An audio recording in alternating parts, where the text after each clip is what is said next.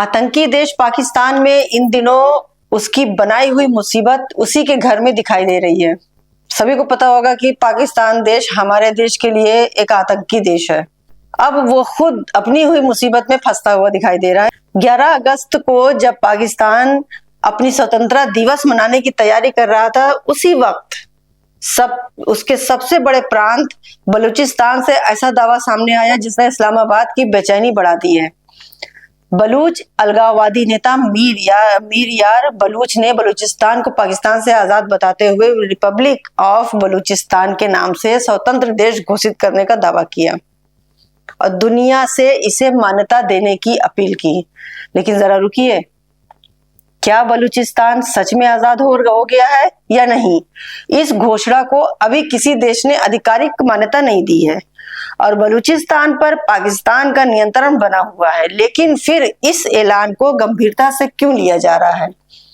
नमस्कार, मैं हूं नाहिद। बलूचिस्तान पाकिस्तान का सबसे बड़ा प्रांत है। देश के कुल क्षेत्रफल का करीब 44% हिस्सा इसी इलाके में है। यहीं ग्वादर पोर्ट है, यहीं चीन पाकिस्तान आर्थिक गलियारे, यहीं सीपीईसी का बड़ा हिस्सा है और जमीन के नीचे गैस, तांबा, सोना और दूसरे खनिजों का बड़ा भंडार है। यानी पाकिस्तान के लिए बलूचिस्तान सिर्फ एक जमीन का एक टुकड़ा नहीं बल्कि रणनीति और आर्थिक रूप से बेहद महत्वपूर्ण इलाका माना जाता है। लेकिन सवाल यह है कि इतनी संपत्ति होने के बावजूद बलूचिस्तान पाकिस्तान के सबसे गरीब इलाकों में क्यों गिना जाता है? उपलब्ध आंकड़ों के मुताबिक वहां गरीबी दर करीब 47% बताई जाती है, जबकि पाकिस्तान का राष्ट्रीय आंकड़ा करीब 29% है। यही असंतोष बलूच राष्ट्रवाद की सबसे बड़ी जमीन बताता है।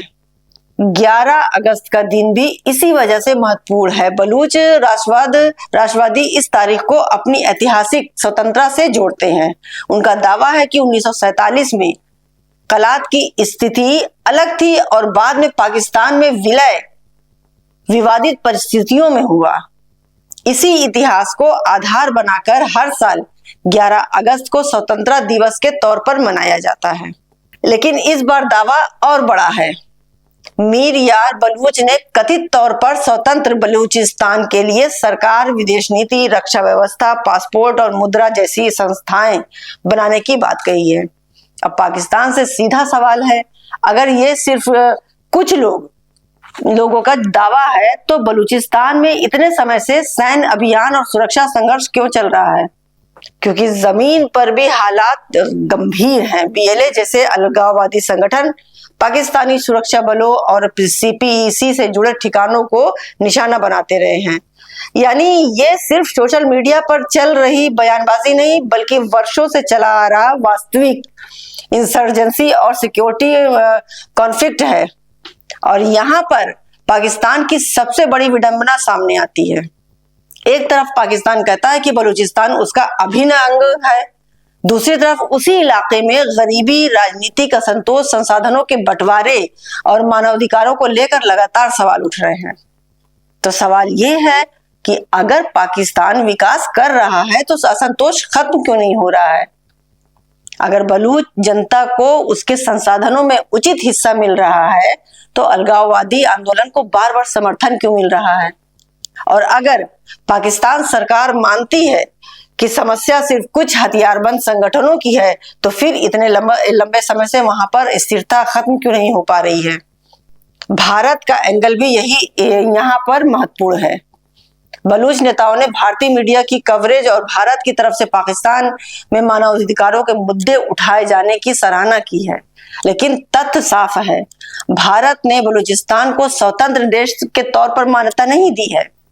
यानी अभी बलूचिस्तान की आजादी एक राजनीतिक घोषणा और दावा है, अंतर्राष्ट्रीय स्तर पर स्थापित वास्तविकता नहीं। लेकिन पाकिस्तान के लिए खतरा सिर्फ इस घोषणा में नहीं है। असली सवाल यह है कि क्या बलूच असंतोष आने वाली समय में एक और बड़ा राजनीतिक मुद्दा बन सकता है?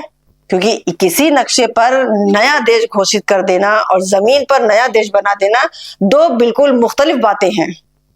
लेकिन अगर किसी देश का एक पूरा इलाका बार बार ये कहने लगे कि हम तुम्हारे साथ नहीं हैं, तो उस आवाज को सिर्फ बंदूक और सेना के दम पर दबाना शायद स्थायी समाधान नहीं होता। बलूचिस्तान का सवाल अब सिर्फ पाकिस्तान की सीमा का सवाल नहीं, बल्कि उसके शासन, विकास और राजनीतिक व्यवस्था की भी परीक्षा बन चुका है। आज जो हमने पाकिस्तान और बलूचिस्तान की बातें की, ये थोड़ा हमारे भारत से हट करके ये आज का टॉपिक था। हम लोग थोड़ा सा अलग हटके रोज वही एक चीज, लेकिन आप लगातार देखिए सोशल मीडिया पे हर जगह लड़ाई, हर जगह अलगाव, हर जगह आतंकवाद। मतलब ये समाज, ये हमारा भारत या देश किधर जा रहा है समझ में नहीं आ रहा है। क्या आज से बरसों साल पहले जो कहा गया था कि अब इस सदी का ये आखिरी वो है, क्या वाकई में ये सत्य है? ये ना आप जानते हैं ना हम जानते हैं। फिलहाल दुनिया में जो हो रहा है वो आपको बताने की कोशिश है, आखिरी फैसला आप लोगों को खुद तय करेंगे। आगे भी जो होगा वो बताते रहेंगे। आज के लिए बस इतना ही। देखते रहिए एक संदेश और मुझे इजाजत दीजिए। नमस्कार, जय हिंद।